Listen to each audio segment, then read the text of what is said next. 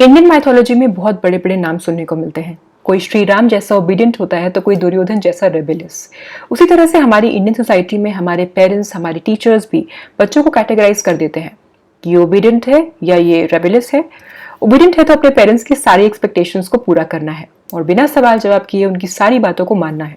और अगर रेबेलियस है तो हर सिचुएशन में अपने पेरेंट्स के अगेंस्ट जाना है और कुछ भी करके उनसे अपनी बात मनवानी है।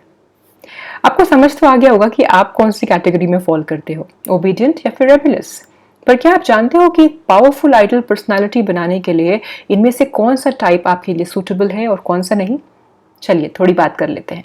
और इस पॉइंट में आपको शायद लग रहा होगा कि मैं तो यही बोलूंगी कि ओबीडियंट बच्चे ही सबसे अच्छे होते हैं, तो वीडियो में बने रहिए क्योंकि मैं ऐसा कुछ भी नहीं कहने वाली।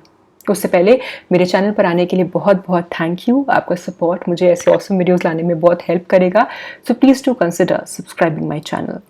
Let's get back to the video. आपके पेरेंट्स का पेरेंटिंग स्टाइल आपकी पर्सनालिटी डेवलप करने में बहुत क्रूशियल रोल प्ले करता है। पेरेंटिंग स्टाइल्स को ब्रॉडली 4 कैटेगरीज में बांटा गया है, तो चलिए देख लेते हैं कि आपकी अपब्रिंगिंग कौन से पेरेंटिंग स्टाइल से हो रही है। नंबर 1 है अथॉरिटेरियन। अगर आपके पेरेंट्स अथॉरिटेरियन पेरेंट्स हैं तो इसका मतलब है कि आपके लिए रूल्स सेट कर दिए गए हैं और आपको उन्हें फॉलो करते जाना है। आप ना कोई सवाल कर सकते हो, ना ही रूल्स को चैलेंज कर सकते हो। ऐसे बच्चों का जो सेल्फ कॉन्फिडेंस है वो बहुत कम हो जाता है। वो सोसाइटी में या तो बिल्कुल दब कर और डर कर रहते हैं या बहुत ही रेबेलियस और इम्पल्सिव हो जाते हैं। नंबर 2 है परमिसिव पेरेंटिंग। अगर आपके पेरेंट्स ने आपके लिए कोई रूल सेट नहीं किए हैं, आप जब मर्जी सोकर उठते हैं, जब मर्जी खाते हैं और अपना दिन अपने हिसाब से जीते हैं, तो वो परमिसिव पेरेंटिंग होती है। इस तरह के बच्चों में मोबाइल एडिक्शन या ड्रग्स या फिर अदर सब्सटेंसेस का एडिक्शन बहुत ज़्यादा पाया जाता है, क्योंकि ऐसे बच्चे खुद को रेगुलेट करना नहीं सीख पाते। इसलिए लाइफ में कंट्रोल बहुत ज़रूरी है। नंबर 3 है अनइन्वॉल्व्ड पेरेंटिंग। अगर आपके पेरेंट्स कभी आपके आसपास नहीं होते आपको इमोशनल सपोर्ट प्रोवाइड करने के लिए, क्योंकि वो अपने करियर में या फिर बाकी रिस्पॉन्सिबिलिटीज़ में या फिर किन्हीं और कारणों से बहुत बिजी हैं, तो वो अनइन्वॉल्व्ड पेरेंटिंग होती है। ऐसे बच्चे हाइपर इंडिपेंडेंट हो जाते हैं और इमोशनली बहुत टफ भी होते हैं, क्योंकि वो अंदर से लोनली फील करते हैं। नंबर 4 है अथॉरिटेटिव पेरेंटिंग। साइकोलॉजिस्ट के अकॉर्डिंग सबसे बेस्ट फॉर्म पेरेंटिंग का है अथॉरिटेटिव पेरेंटिंग, क्योंकि यहाँ आपके पेरेंट्स आपके लिए रूल्स तो सेट करते हैं, पर आप वेल इन्फॉर्म्ड होते हो कि कोई रूल क्यों सेट किया गया है। आपको रिवॉर्ड मिल रहा है तो क्यों मिल रहा है, पनिशमेंट मिल रहा है तो क्यों मिल रहा है। आपको अपनी स्पेस देते हैं कि आप गलतियां करिए और उनसे सीखिए, which is a fine balance between control and support. ऐसे बच्चे इमोशनली स्ट्रांग होते हैं और कॉन्फिडेंट बनते हैं। तो अब बात कर लेते हैं ओबीडियंट और रेबेलियस के बारे में, जहाँ से हमने शुरुआत की थी। देखिए, पेरेंटिंग इज़ नॉट ईजी। वो पेरेंट्स के लिए बहुत स्ट्रेसफुल भी हो सकता है और वो आप तब समझोगे जब आप खुद पेरेंट बनोगे।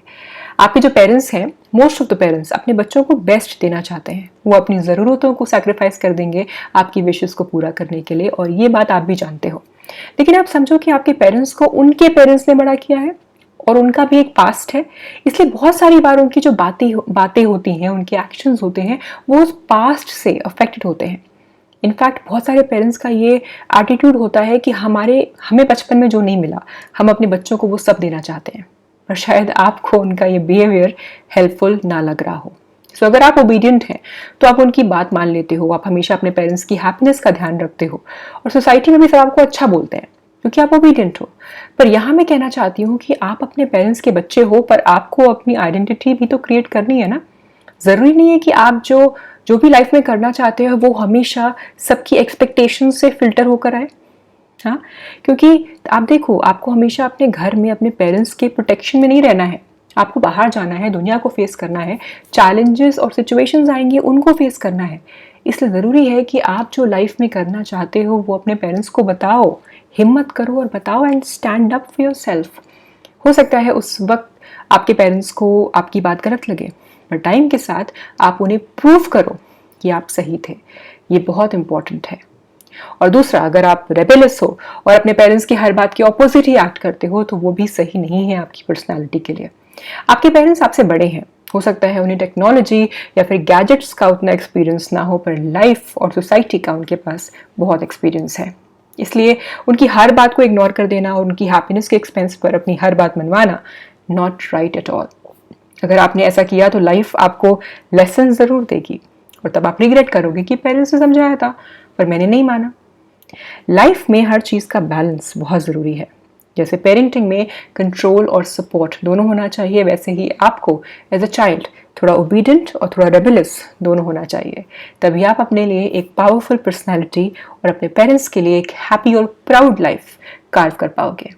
वीडियो हेल्पफुल लगा हो तो शेयर कर देना, और ये वीडियो देखकर अगर आपके मन में कोई थॉट्स, कोई फीलिंग्स जागी हो, please do share in the comment section. I would love to hear about them, and thank you for watching.